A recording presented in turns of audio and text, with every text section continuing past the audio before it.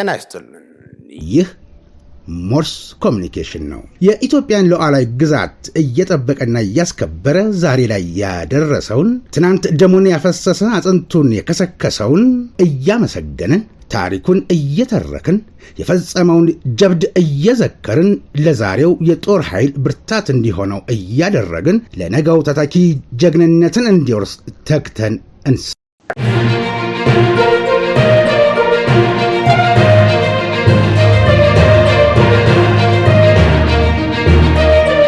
በሞርስ ኮሚኒኬሽን ተዘጋጅቶ ሰኞ፣ ረቡዕ፣ አርብ ወደ እናንተ የሚደርሰው የዕለተ አርብ የሞርስ ዜና ሲሆን እነሆ ጀመረ።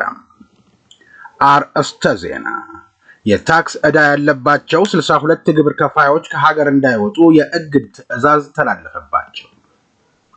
ድምፃዊ ዲሽታ ጊና ሽልማቱን ለእዩ ጩፋ የሰጠበት ምክንያት ታወቀ።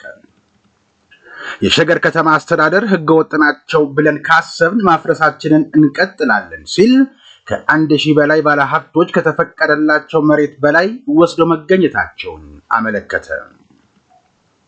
ከውጭ ካይሮ ወደ ሶማሊያ የምታደርገውን በረራ አቋረጠች። ትራምፕ ለሐማስ የመጨረሻ ማስጠንቀቂያ ሰጡ። የደቡብ ኮሪያ አየር ኃይል በስህተት ዜጎቹን በቦምብ ደበደበ፣ ሰዎች ተጎድተዋል። ጤና ይስጥልኝ የተወደዳችሁ ቤተሰቦቻችን፣ ኢዮብ ደመቀ እስከ ዜናው ፍጻሜ ድረስ አብሬያችሁ ቆያለሁ። ወደ ቀዳሚው ዜና አልፋለሁ። የጋምቤላ ዩኒቨርሲቲ የመምህራን እጥረት እንደገጠመውና በበጀት እጥረት ምክንያት የተሻሻለውን የተማሪዎች ሜኑ ማሻሻል አልቻልኩም አለ። ጋምቤላ ዩኒቨርሲቲ የጎደሉ መምህራንን ለማሟላት ተደጋጋሚ የስራ ቅጥር ማስታወቂያ ባወጣም ተፈላጊውን የትምህርት ደረጃና የስራ ልምድ ማግኘት አልቻልኩም ብሏል። በተለይ 3ኛ ዲግሪ ወይም ፒኤችዲ በሚጠይቁ የትምህርት መስኮች ላይ ተወዳዳሪ ማግኘት እንዳልተቻለ የገለጸው የጋምቤላ ዩኒቨርሲቲ ከመሃል ከተማ ርቆ መገኘቱ በመምህራኑ ተመራጭ አላደረገውም ተብሏል። ጥቂት የማይባሉ አመልካቾች በቅጥር ማስታወቂያው መሰረት ከተመዘገቡ በኋላ ሐሳባቸውን ይቀይራሉ። በማስተርስ ደረጃ ያሉ መምህራን እጥረት ቢኖርም የከፋ የሚባል እንዳልሆነና የፒኤችዲ መምህራን ቁጥር ማነስ ግን አሳሳቢ የሚባል ደረጃ ላይ እንደሚገኝ ይፋ ተደርጓል። የጋምቤላ ዩኒቨርሲቲ ከመምህራን በተጨማሪ የበጀት እጥረት እንዳለበት፣ በዚህ ምክንያት በቅርቡ የተሻሻለውን የተማሪዎች ሜኑ ማሻሻል እንዳልቻለና በግንባታ ዕቃዎች መናር ምክንያትም የተጀመሩ ማስፋፊያ ግንባታዎችን ማጠናቀቅ አለመቻሉን ለአሃዱ የነገሩት የዩኒቨርሲቲው አካዳሚክ ምርምር ምክትል ፕሬዝዳንት ዶክተር ፕልዶል ናቸው።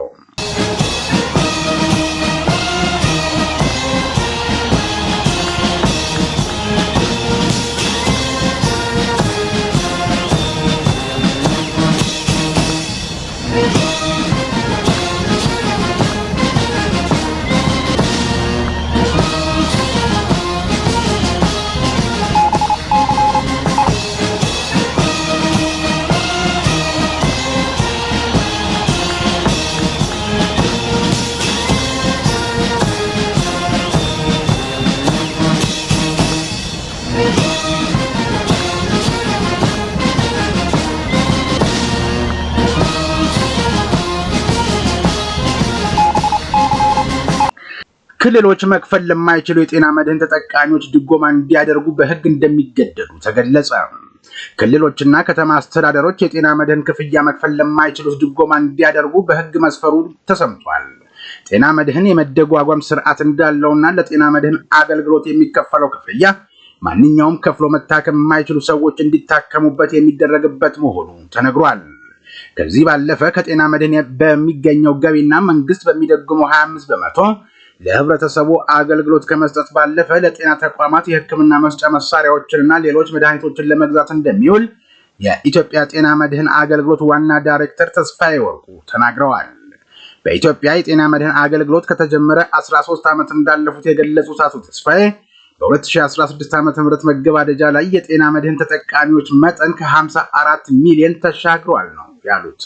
ከዚህ ቁጥር ውስጥ 12 ሚሊዮን የሚጠጉት አባወራዎችና ማወራዎች በመንግስትና በክልል አስተዳደሮች ተደጉሞላቸው የሚታከሙ መሆናቸውም ተናግረዋል። የጤና መድህን የተጠቃሚው ቁጥርና የሚገኘው ገቢ በፍጥነት እየጨመረ ስለመምጣቱም የኢትዮጵያ መድህን አገልግሎት ዋና ዳይሬክተር ተስፋዬ ወርቁ የነገሩት ለኢትዮ ኤፍኤም ነው።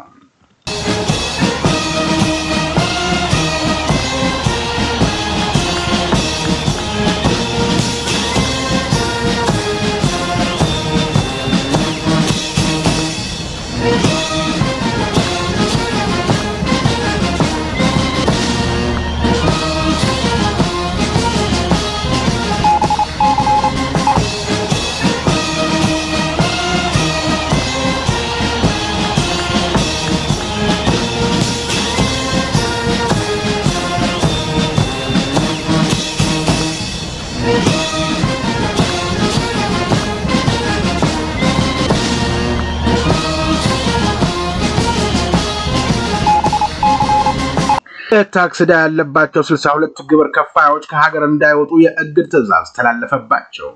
ከ3.2 ቢሊዮን ብር በላይ የታክስ ዕዳ ያለባቸው 62 ግብር ከፋዮች ከሀገር እንዳይወጡ የእግድ ትዕዛዝ ማስተላለፉን የአዲስ አበባ ገቢዎች ቢሮ አስታውቋል።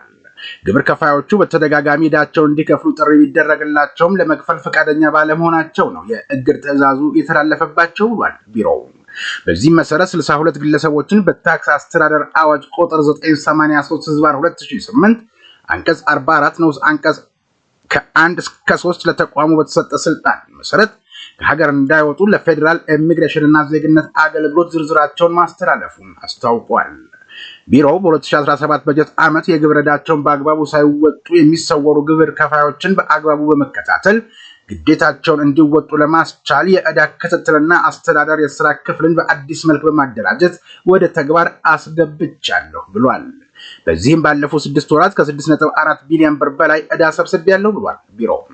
ግብር ከፋዮች የሚጠበቅባቸውን ግብር በወቅቱና በታማኝነት በመክፈል ለከተማዋ ሁለንተናዊ እድገት የበኩላቸውን አስተዋጽኦ እንዲያበረክቱም የአዲስ አበባ ገቢዎች ቢሮ ጥሪ ማስተላለፉን የዘገበው አሃዱ ነው።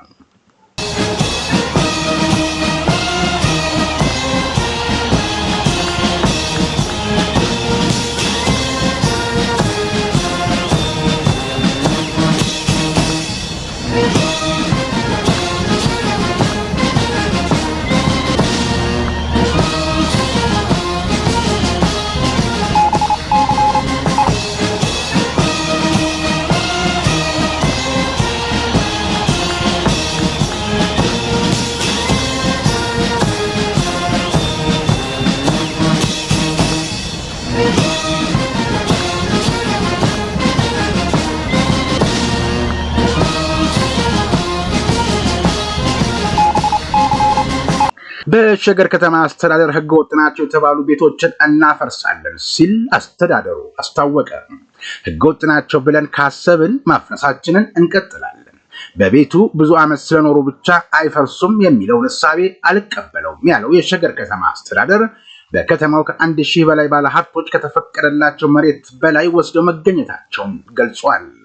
የሸገር ከተማ አስተዳደር ያለፉትን 10 ዓመታት ሲገነቡ የነበሩ ህገወጥ ቤቶች ለቀጣይ የተሻለ ከተማ ለመገንባት ችግር በመሆናቸው መፍረሳቸው ተገቢ ነው ሲል ገልጿል።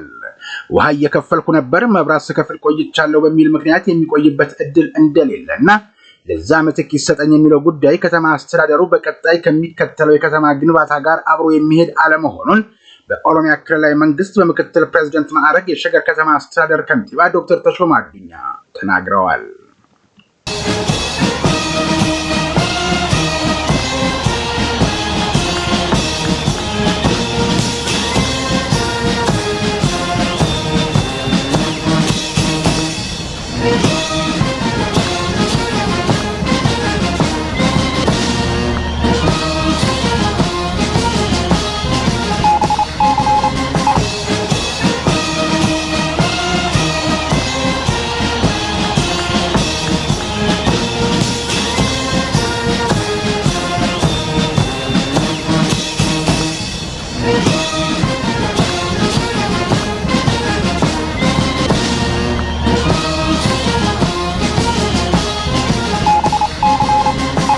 ስላለኝ በዚህ ቦታ ተገኘሁ ያለው ድምፃዊው ታሪኩ ጋንካሲ ወይም ዲሽታ ጌና ባለፈው የተሸለመውን የሰላም ዋንጫ ክራይስት አርሚ ዓለም አቀፍ ቤተክርስቲያን በመገኘት ነብይ እዩ ጩፋን ሰርፕራይዝ ማድረጉ በደጋፊዎቹ አማካኝነት በተለያዩ ማህበራዊ ሚዲያዎች እየተንሸራሸረ መሆኑን ተመልክተናል። ዲሽታ ጌና በሚል ዜማው ዕውቅና ያገኘው ድምፃዊ ታኖሩ በተናገረበት ወቅት ታሪኩ ጋንካሲ ይሆናል ብሎ የገመተ አልነበረም። ግን ድንገቴው እንግዳ እርሱ ሆኖ ተገኘ። የመጣበት ምክንያትም ባለፈው ጊዜ አዲስ አበባ ውስጥ የሰላም አምባሳደርነት ተብሎ የተሰጠውን ሽልማት ለክራይስት አርሚ ዓለም አቀፍ ቤተክርስቲያን ለመስጠት መሆኑን በወቅቱ ድምፃዊው የሰላም ቤተክርስቲያን ናትና የሰላም አምባሳደርነት ሽልማትን ለቤተክርስቲያኒቱ ሰጥቻለሁ ብሏል። በእርግጥ ቀደም ሲል ሸለመ የተባለው ድርጅት የሰላም አምባሳደር አድርጎ በሸለመው ጊዜ በምን መስፈርት ብለው የጠየቁ ቢኖሩም ድምፃዊው ባለው የህዝብ ተቀባይነትና ውዴታ የተነሳ ተሸፍኖ ሊያልፍ የቻለ ጉዳይ ነበር። አሁን ግን ሽልማቱን ለነብይ እዩ ጩፋ የሰጠበት ምክንያት ቀደም ሲል በዚህች ቤተክርስቲያንና በነብይ እዩ ጩፋ የተነገረ ትንቢት በመኖሩ ትንቢቱ ስለደረሰ ነው ሽልማቱን የሰጠው ብለው የሚናገሩትን አስተያየት ሰጪዎች ሐሳብ ድምጻዊው አረጋግጧል። ቀደም ሲል የተነገረ በመሆኑ እንጂ ራሴን ጠልቼ የትልግባ ልጥፋ ስል ቆይቼ አሁን ደግሞ ዳግመኛ አነሳኝ ብሎ ተናግሯል። በአንዳንዶች ደግሞ እርግጥ በነብይ የተነገረው ትንቢት እንዳለ ሆኖ ነገር ግን በድምጻዊ ፍላጎትና ውዴታ ሳይሆን በነብይ እዩ ጩፋ ጥያቄ የተሰጠ ሊሆን ይችላል ይላሉ። እነዚህ አስተያየት ሰጪዎች ይችላል ከማለት ባለፈ ማረጋገጫ የሚሆን መረጃ አላቀረቡም። ይሁን እንጂ ነብይ እዩ ጩፋ በመድረኩ ላይ ሽልማቱን ያስረከበውን ታሪኩ ገንጋሴን ከአፍሪካ እስከ ዓለም ድረስ አሁንም ቀጣይ በዝና እንደሚሆን ነግሮታል።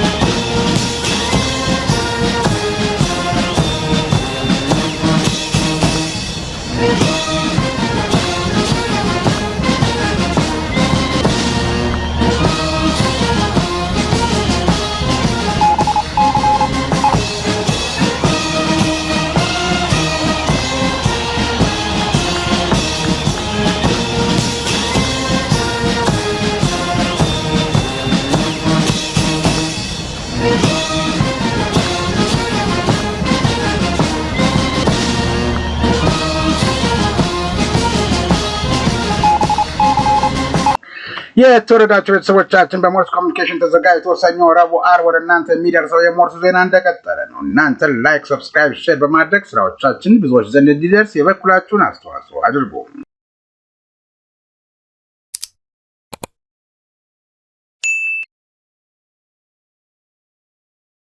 ወደ ውጭ ዜና አልፋለሁ። ካይሮ የአሜሪካ መንግስት በቀጣይ ቀናቶች የአደን አድ ዓለም አቀፍ አውሮፕላን ማረፊያ ጣቢያን ጨምሮ የአሸባሪዎች የሶማሊያ ውስጥ ጥቃት ለመፈጸም እየተንቀሳቀሱ ነው የሚል መረጃ ማውጣቱን ተከትሎ የቱርክ አየር መንገድና የኳታር አየር መንገድ ወደ ሶማሊያ የሚያደርጉትን በረራ ለተወሰነ ጊዜ ለማቋረጥ መገደዳቸውን ገልጸው እንደነበር ተዘግቧል። ከቱርክና ከኳታር ቀጥሎ ግብጽ የመንገደኞች አውሮፕላኗን በሶማሊያ አየር ክልል እንዳይጠቀም አሁን ላይ ክልከላ አድርጋለች።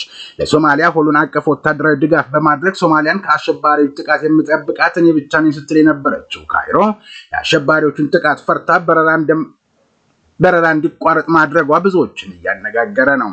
አሸባሪው አልሻባብ ከሶማሊያ ፌዴራል መንግስት መቀመጫ ዋና ከተማ ሞቃዲሾ በ30 ኪሎ ሜትር ርቀት የምትገኘውን የባልካድ ከተማ ተቆጣጥሮ ወደ ሞቃዲሾ እየገሰገሰ ሲሆን በአሁኑ ሰዓት የሽብር ቡድኑን ግስጋሴ ለመግታት የኢትዮጵያ መንግስት በከፍተኛ ኃላፊነት እየተንቀሳቀሰ ነው ሲሉ አንድ ከፍተኛ የሶማሊያ ጦር መኮንን በማህበራዊ ትስስር ገጻቸው ገልጸዋል።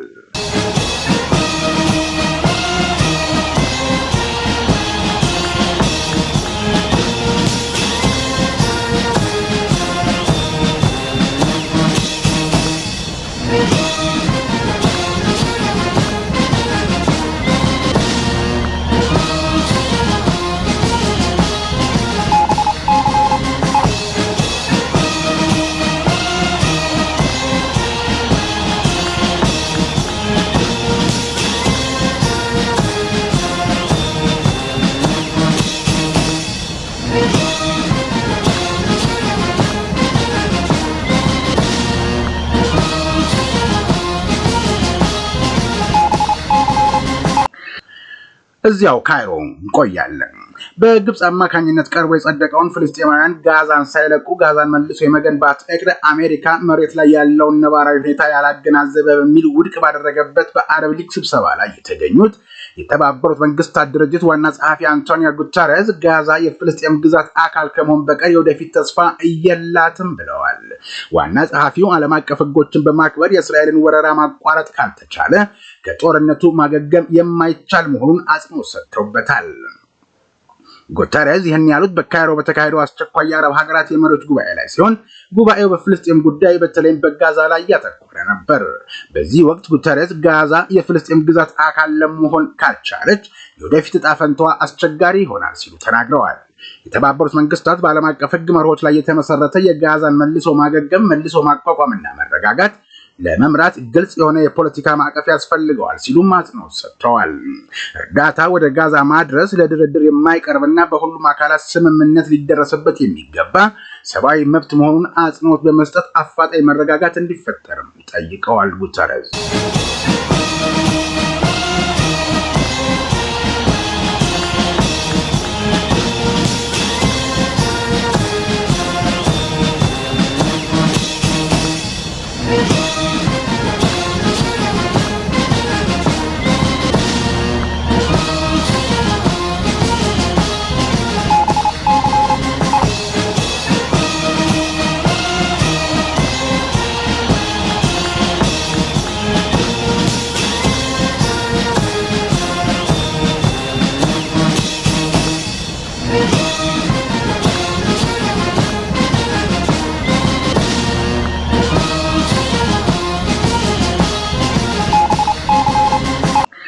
ፓሪስ የፈረንሳዩ ፕሬዚደንት ኢማኑኤል ማክሮን አውሮፓ የታሪክ ጥፋት ላይ እንደምትገኝ በብራስልስ ለመከላከያ ልዩ ምክር ቤት የተሰበሰቡት የአውሮፓ መሪዎች ተናገሩ። ስለ ዩክሬን ጉዳይ ለመምከር የተገናኙት የአውሮፓ መሪዎች ሀገሪቱን ከማስታጠቅ ባሻገር ከአሜሪካ ታገኝ የነበረው እርዳታ እንደሚቋረጥ በፕሬዝዳንት ዶናልድ ትራምፕ የተገለጸላትን ኪየቭ በምን አይነት መንገድ ይበልጥ መደገፍ እንደሚችሉ የተወያዩ ሲሆን የውይይቱ ማጠቃለያ ምን እንደነበር ይህ ዘገባ እስከተጠናቀረበት ጊዜ ድረስ የታወቀ ነገር የለም።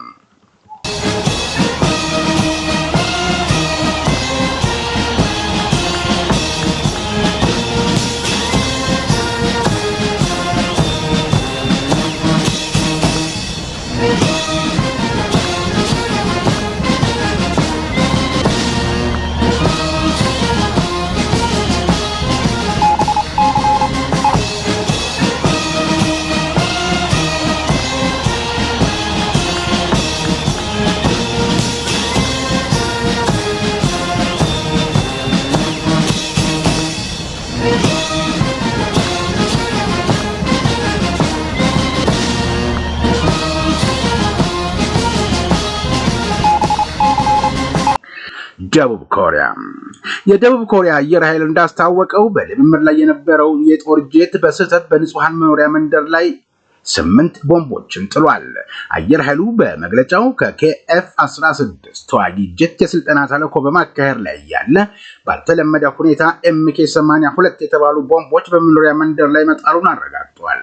የአየር ድብደባው ከሰሜን ኮሪያ በ25 ኪሎ ሜትር ርቀት ላይ በምትገኘው ቡቸን ከተማ ላይ ሌሊት 10 ሰዓት ላይ እንደተፈጸመ ጦሩ አስታውቋል።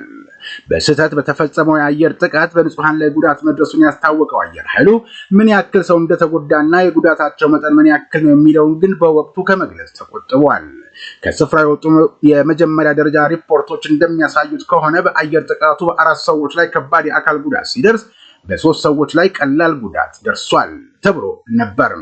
የደቡብ ኮሪያ አየር ኃይል በደረሰው አደጋ ማዘኑን በመግለጽ አደጋው በሰው ሰራሽ ስህተት አሊያም በቴክኒክ ችግር ነው የደረሰው የሚለውን ለማጣራት ምርመራ መጀመሩን አስታውቆ በስህተት ንጹሃን ላይ የተተኮሰው ቦምብ 227 ኪሎ ግራም ክብደት ያለው ሲሆን በውጊያው ወቅት የጠላት ኢላማዎችን በውስን ሁኔታ ውስጥ ለማጥቃት የሚያስችል ነው ተብሏል። በጥቃቱ 3ኛ ቀን ላይ በወጣ መረጃ በደቡብ ኮሪያ ተዋጊ ጄቶች 8 ቦምቦች በስህተት በመኖሪያ ስፍራዎች መጣላቸውን ተከትሎ 15 ሰዎች መጎዳታቸውን ተከትሎ 29 ሰዎች መጎዳታቸውን የሀገሪቱ መገናኛ ብዙሃን ዘግበዋል።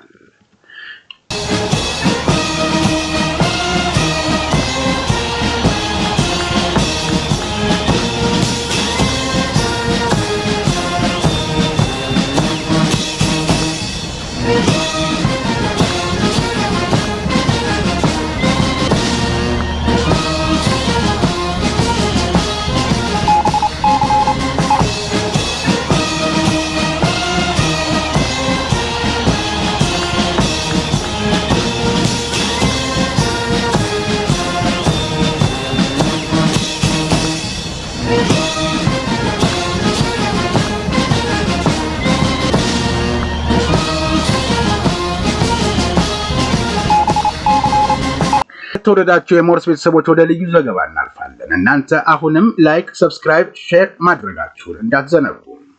አሜሪካ ትራምፕ በንግግራቸው ወቅት አዘውትረው የእጆቻቸውን ጣቶች እንደ ቦክሰኛ ጨብጠው ግራ ቀኝ እያደረጉ የዳንስ አይነት ስልት ይጠቀማሉ። ታዲያንን ከሚጠቀሟቸው የእጅ አገላለጾች ጀርባ ያለው መልእክት ምንድን ነው? ትራምፕ በእጃቸው 3 ማዕዘን ቅርጽና ቡጢ እየጨበጡ በተደጋጋሚ የሚያሳዩቸው ምልክቶች ከተራ የእጅ አገላለጽ ያለፈ ትርጉም እንዳለው ባለሙያዎች ተናግረዋል። የአሜሪካው ፕሬዝዳንት ዶናልድ ትራምፕ ንግግር በሚያደርጉበት ወቅት የሚያሳዩቸው የእጅ አገላለጾች የታዳሚያንንና የዓለምን ሕዝብ ትኩረት ከመሳብ ያለፈ ትርጉም እንዳላቸው ከሰሞኑ በስፋት እየተዘገበ ነው። ትራምፕ በድፍረት ከተሞሉ ፖሊሲዎቻቸውና አወዛጋቢ ከሆኑ የአስፈጻሚ ውሳኔዎቻቸው ባለፈ በእጃቸው በሚያደርጉት ትኩረት በሚስቡ እንቅስቃሴዎች የብዙዎቹን ቀልብ እየሳቡ ነው። በሁለተኛው የስልጣን ዘመናቸው ኃላፊነት ከያዙ 6 ሳምንታት ያስቆጠሩት ፕሬዝዳንቱ ባሳለፍነው ማክሰኞ ለሁለቱ ምክር ቤቶች ባደረጉት ክብረ ወሰን የሰበረ ንግግር እነኚህን ምልክቶች በስፋት ሲጠቀሙ ታይተዋል። ጋዜጣው በቅርቡ በቲክቶክ ማህበራዊ ትስስር ገጽ በሰፊው እየተዘዋወረ የሚገኘው ትራምፕ በተደጋጋሚ የሚያሳዩት የ3 ማዕዘን ቅርጽ ያለው የእጅ ምልክት ሆን ተብሎ እንደሚደረግና የተለየ ምልክት እንዳለው አስነብቧል። በቲክቶክ ላይ ስለ እጅ አቀማመጡ ትንታኔ ከሰጡ ሰዎች መካከል አንዱ የእጅ ምልክቱ ሀብታም ሰዎች ቀደም ብለው የሚማሩትና የኃይልና የስልጣን ማሳያ እንደሆነ ገልጿል። ሌላ የማህበራዊ ሚዲያው ተጠቃሚ ደግሞ አእምሮን ሚዛናዊ ለማድረግ ጭንቀትን ለማርገብና ትኩረት ለማድረግ ሰዎች እንደሚጠቀሙት ተናግሯል። ሌላው ትራምፕ በተደጋጋሚ የሚጠቀሙት የእጅ አገላለጽ የቡጢ ምልክት የሚያሳዩበት ሲሆን ይህም የኃያልነትና የእችላለሁ ነገሮችን ለመፈጸም ሙሉ አቅም አለኝ እንዲሁም የአቅም ማሳያ ተደርጎ እንደሚወሰድ ተዘግቧል። የትራምፕን የእጅ እንቅስቃሴ ትርጓሜ በተመለከተ የተለያዩ ንድፈ ሐሳቦች ቢኖሩም እውነተኛ ትርጉሙ የክርክርና የመላምት ማወዛገቢያ ሆኖ ቀጥሏል። የእጅ አገላለጽና የምልክት ቋንቋ ባለሙያዎች በበኩላቸው ብዙ ጊዜ በራስ የመተማመን ስሜት ለማሳየት በነገሮች ላይ ሙሉ ቁጥጥር እንዳለ ለመግለጽ በተለይም አንድ ሰው እያወራበት የሚገኘውን ርዕሰ ጉዳይ በደንብ መረዳቱን ለማሳየትና በጉዳዩ ላይ ያለውን ጠንካራ አቋምና ስልጣን ለማንጸባረቅ ጥቅም ላይ እንደሚውል ተናግረዋል። የምልክት ቋንቋና የሰውነት እንቅስቃሴ መልእክት ተንታኞች በተለይ ከፍተኛ የሀገር መሪዎችና ትላልቅ የቢዝነስ ሰዎች በቃላቸው ከሚናገሯቸው ንግግሮች ባለፈ በሰውነት እንቅስቃሴ በርካታ ድብቅ ምልክቶች እንደሚያስተላልፉ ይናገራሉ። ተቃውሞ፣ ድጋፍ፣ በራስ መተማመን፣ የስልጣንና የበላይነት ስሜት እንዲሁም ሌሎች አጀንዳዎችን ለማስተላለፍ ሰዎች በቃላቸው ከሚናገሯቸው በላይ አሊያም ንግግራቸውን ይበልጥ ትኩረት ለመስጠት የቅንድብ፣ የፊትና የእጅ እንቅስቃሴን በስፋት ይጠቀማሉ። እነዚህ ምልክቶች ለብዙሃኑ የልማድ ጉዳይ ተደርገው ወይም እንደ ዘበት የተደረጉ እንቅስቃሴዎች መስለው ቢታዩም ከንግግር ያልተናነሰ መልእክት እንደሚተላለፍባቸው ነው ባለሙያዎቹ የሚናገሩት።